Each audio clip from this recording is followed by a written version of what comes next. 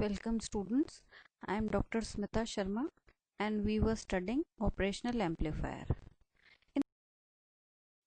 In the previous lecture, the topics that were covered were voltage series feedback amplifier.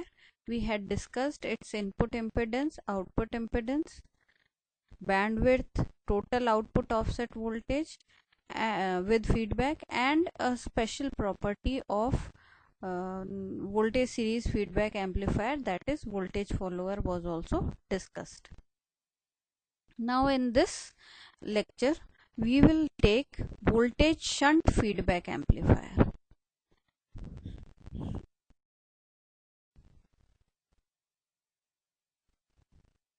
So this is basic diagram of voltage shunt feedback amplifier.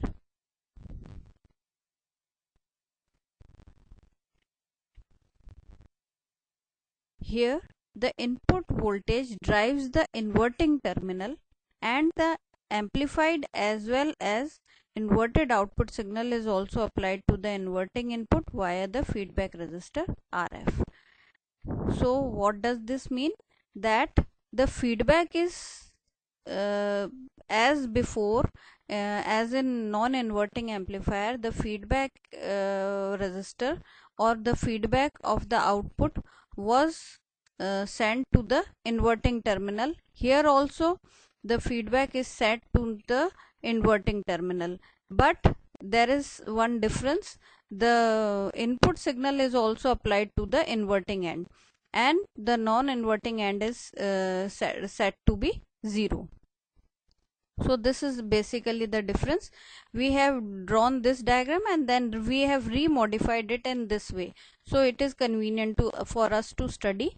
What we have done here, we have placed plus non-inverting end below and inverting end above. So to the inverting end we have both feedback and the input signal, both are going inside the inverting terminal only.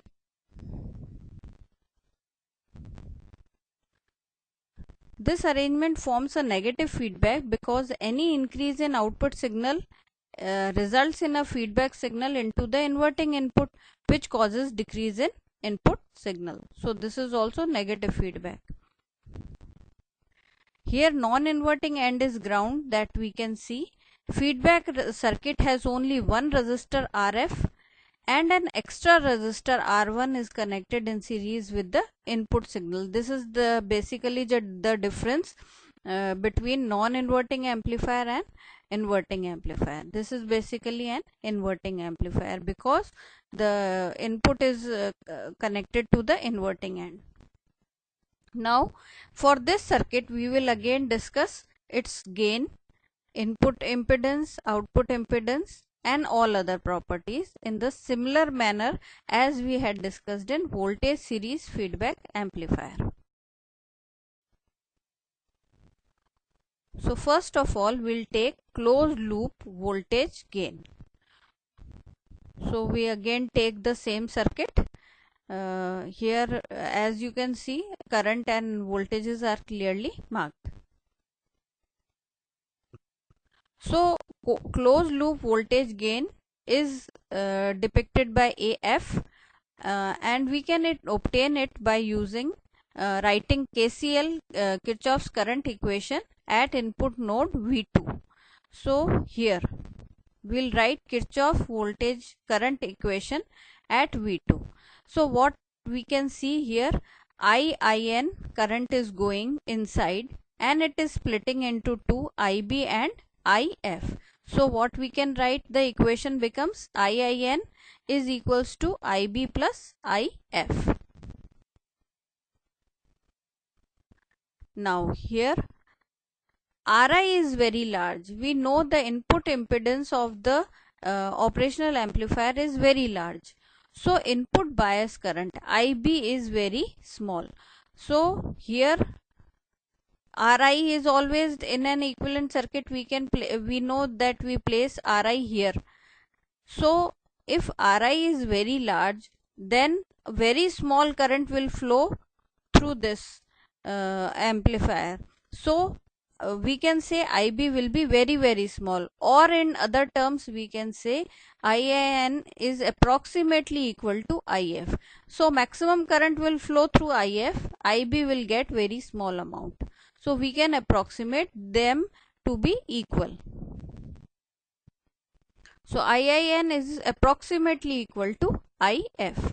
Now what is the value from the figure? We will write the value of IIN and IF. Now what will be the value of IIN? See, what is current? Current is V upon R according to Ohm's law. What is V? V is the potential difference between the resistor in between. So here resistor is R1. So what is the potential at one end and potential at other end? This is the potential difference. The higher potential is from where the current starts and to where the current goes is at lower potential. Current always flows from higher potential to lower potential.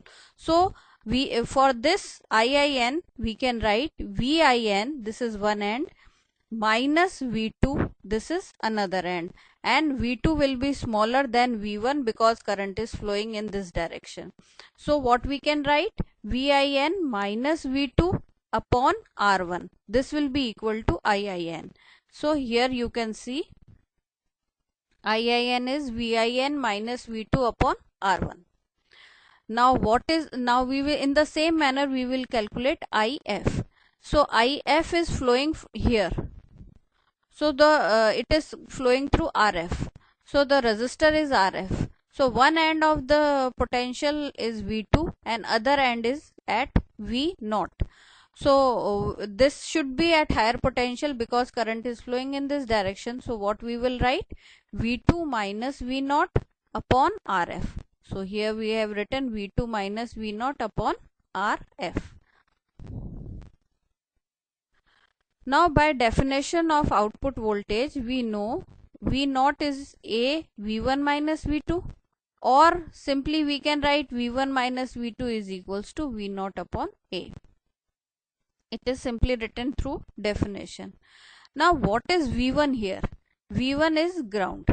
See, here V1 is connected to ground, so V1 should be 0. So if we place V1 equal to 0 in this equation, then V2 will be equal to minus V0 upon A. So this value is placed in above equation. So what we get? We simply get this form. Now we rearrange it, because what we have to calculate? We have to calculate closed loop voltage gain, and we already know the definition of closed loop voltage gain. What is that? AF is equals to V naught upon VIN. So we have to find the ratio of V naught upon VIN. That we can, it is clearly seen that we can calculate it by the help of the following equation. So AF is equals to V naught upon VIN, and this comes out to be minus ARF upon R1 plus RF plus AR1. So what is this? This is the closed loop voltage gain of voltage shunt feedback amplifier. Now here it is seen that there is negative sign. So negative sign in above equation indicates that input and output signal are 180 degree out of phase. It should be because we are connecting input to the inverting terminal. Because of this phase inversion, it is commonly called inverting amplifier with feedback. So we, in general terms, we do not use the term voltage shunt feedback amplifier.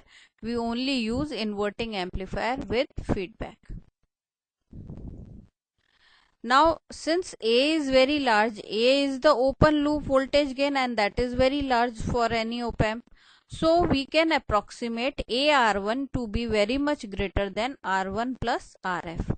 So what happens for the above equation? Here if we neglect R1 and RF, then A and A gets cancelled out and AF comes out to be minus RF upon R1. So this is closed loop voltage gain. AF is equals to minus RF upon R1. Now some more thing about closed loop voltage gain. Now again we'll write the same equation. AF is minus RF upon R1. This equation shows that gain of inverting amplifier is set by selecting a ratio of feedback resistor to the input resistor.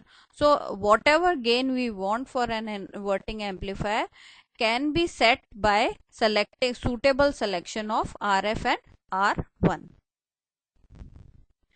This RF upon RF can be set to any value, and it can even be less than 1.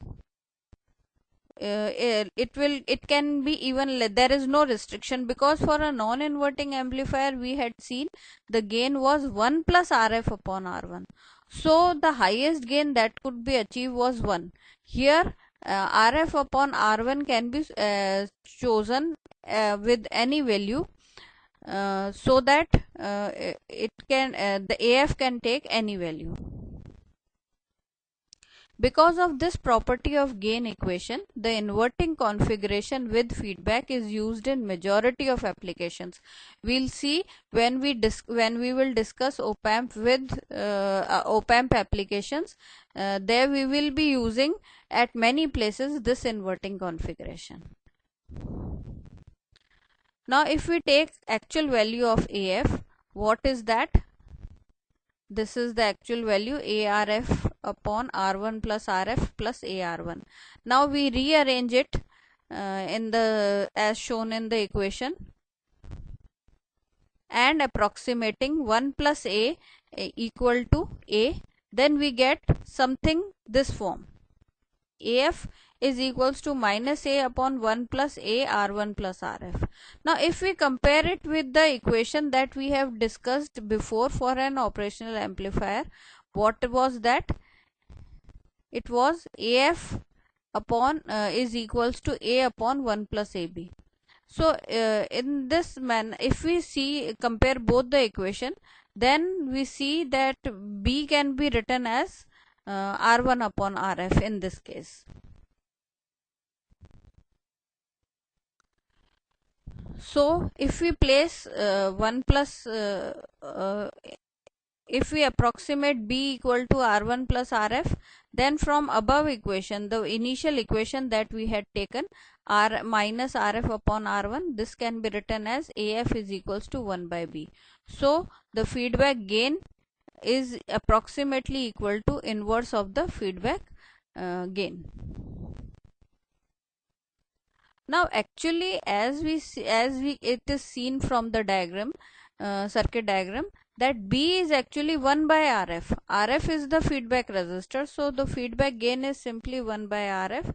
But because it is modeled as voltage amplifier, it is possible to write B equals to R1 upon RF. So this equation is correct. Now we will calculate input impedance with feedback. So first we'll draw a diagram. So this is an equivalent circuit diagram to calculate input impedance with feedback in case of voltage shunt feedback amplifier. Now here I have given a small Miller theorem about Miller theorem. Miller theorem establishes that in a linear circuit, if there exists a branch with impedance Z connecting to two nodes with nodal voltages V1 and V2, we can replace this branch by two branches connecting the corresponding nodes to ground by impedances respectively Z upon 1 minus K and KZ upon K minus 1. Here K is V2 by V1. What does this mean? This means that if we have some resistor Z and to the two ends there are two voltages, then this it has been proved already, so that is why this is theorem. Miller theorem says if there is such a combination, then first of all we calculate K. What is K? V2 by V1. Then we can divide this circuit into two parts having two resistors of the value z upon 1 minus k and zk upon k minus 1, and this resistor will be calculated to this value and other end will be grounded, and the other resistor will be connected to V2 and other end will be grounded. So this why I have told you here, because this whenever we use this theorem in a circuit, we say that we Millerize the circuit. You can see here, initially in the circuit that we had made, we had RF resistor here, but in this diagram I have broken that RF into two parts, RF upon 1 plus A and RF A upon 1 plus A, in the same manner that as shown in the Miller theorem. So here what we say, that we have Millerized this circuit. To find input resistance, we Millerize the feedback resistor RF. For this, we split RF into its two Miller components as shown in figure. Thus, input resistance with feedback RIF is then, see, what will be RIF? We know RIF is mentioned here. So what will be RIF? First we'll combine R1, we have many resistors here, R1, RF1 plus A and Ri. So first of all we calculate the parallel combination of Ri and RF plus A, and then we connected with the these two are parallel resistors, and this parallel combination is in series with R1. So what we can write? R1 plus RF1 plus A with parallel combination Ri. So this total equivalent resistor should be equal to RIF. Now since Ri and A we know for an operational amplifier is very large, so this factor RF 1 plus A parallel to Ri is approximately 0, because Ri is very large. So when in parallel combination, this equivalent resistor will be very small or approximately 0. So what we can say in this manner, that RIF will be simply equal to R1. So this is input impedance with feedback. Now next we'll do output impedance with feedback. Again we'll make the diagram. So this is a diagram. If we see this diagram, so this diagram is almost similar to the diagram that we had discussed in case of voltage series feedback amplifier. What we had done there, we had simply shorted the input battery and placed an output battery, and we had discussed the current flow here that divides into two. In the same manner, then we had calculated the resistor output. If we short this, in this case, if we short this, then this circuit almost becomes similar to the circuit of the voltage series feedback amplifier. So we have to do nothing in this case. It will be similar to that calculated before. The output resistance feedback ROF is the resistance measured at the output terminal of the feedback amplifier. This we know by the definition. Again, we had used Thevenin theorem there. We can obtain output resistance feedback ROF is equals to by using equivalent circuit as shown in the figure. It is similar to that of non-inverting circuit because the output connection in both the amplifiers are same. Output connections are same. There is difference only in the input. So ROF of the inverting amplifier must be identical that of non-inverting amplifier. Now what we had calculated in case of non-inverting amplifier, it was ROF is equals to RO upon 1 plus AB. So here also it will be similar. ROF is equals to RO upon 1 plus AB. Now next we calculate bandwidth with feedback. Now definitions we have already discussed in the previous case. Here simply we know that gain bandwidth product for an op-amp is always constant. Here I must say one thing, that I have written gain bandwidth product for an op-amp is always constant, but it is better to know that gain bandwidth product for those op amps are all only constant which have single break frequency. Now what is single break frequency, that we will discuss when we will study frequency response of an op amp. So because we are discussing mostly 741 and it has a single break frequency, so we generally say that gain bandwidth product is constant, but you must know that it is not constant always. If an op amp has more than one single break frequency, then it will not be constant. So here it is constant. So if gain of the amplifier decreases, then it is obvious that bandwidth will increase. We know the gain of the amplifier with negative feedback is always less than gain without feedback. So bandwidth of the amplifier with negative feedback must be larger than that of without feedback. So again we will not calculate here, it will be simply the same relation. Now one more quantity we had discussed, that was total output offset voltage with feedback. Again it has the same meaning. We had already discussed its definition, and we had seen that total output offset voltage with feedback was 1 plus AB without feedback. So it is reduced by this factor.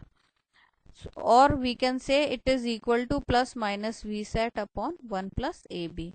So always voltage, input offset voltage with feedback is less than that without feedback.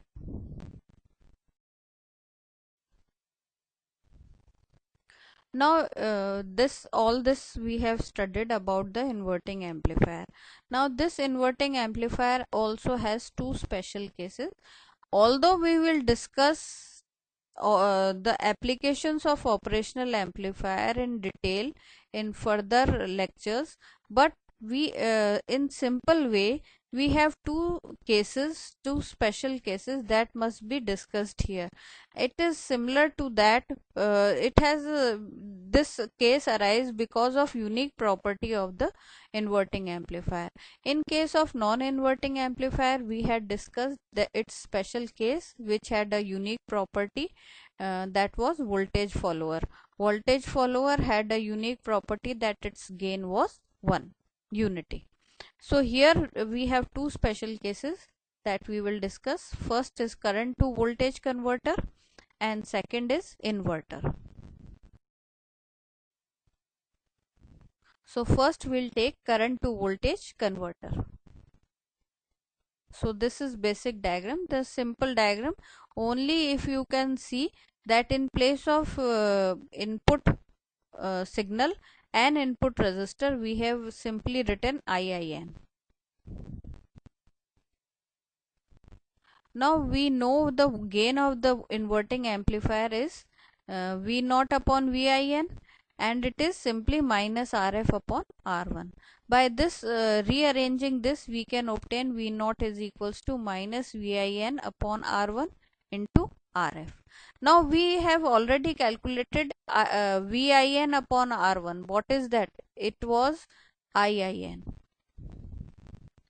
So now here we know V1 is 0 volt and V2 is virtual ground. This virtual ground, what is the meaning of virtual ground and where it is used, I will discuss in the coming lecture. Here simply you must know V2 is a virtual ground. So as before we have calculated IIN is VIN upon R1. So if we place this value in the above equation, what we get?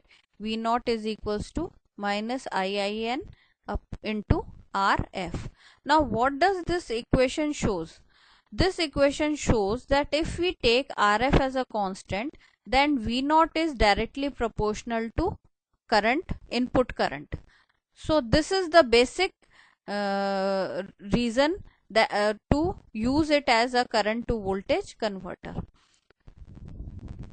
This means that if we replace VIN and R1 combination by a current source IIN as shown in figure, the output voltage gain V naught becomes proportional to the input current. So what we have done here, we have replaced the input signal voltage and its resistor by a current source.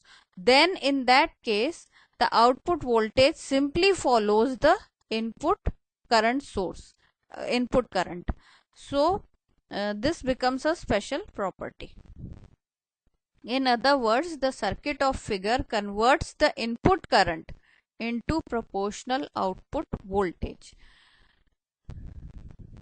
So what is its use? It is basically used in sensing current from photodetectors. It senses current from photodetectors and gives us the value of voltage. And digital to analog converter application, it is there also used there. Now next application is inverter application. This is very simple application. We know that whenever we apply input voltage, we get an inverted output voltage. So if we need an output signal equal in amplitude but opposite in phase to that of input signal, we can use the inverter. And how do we make an inverter? It is very simple. The inverting amplifier work as an inverter if R1 and RF are equal. If R1 and RF are equal, then gain becomes 1 and the input signal output signal is all equal in amplitude with the input signal, but it is inverted. So we get an inverted signal. Since the inverter is a special case of the inverting amplifier, all the equation developed for inverting amplifier are also applicable here. Now this property is similar to that we had discussed in non-inverting amplifier, that is voltage follower. Now these two applications, what we have discussed here, we have discussed non-inverting amplifier and inverting amplifier. Now in the next lecture I will discuss virtual ground. What do you mean by virtual ground and how virtual ground helps us to solve inverting amplifier, non-inverting amplifier in a simple way. And then we'll start with the practical op amp. Thank you.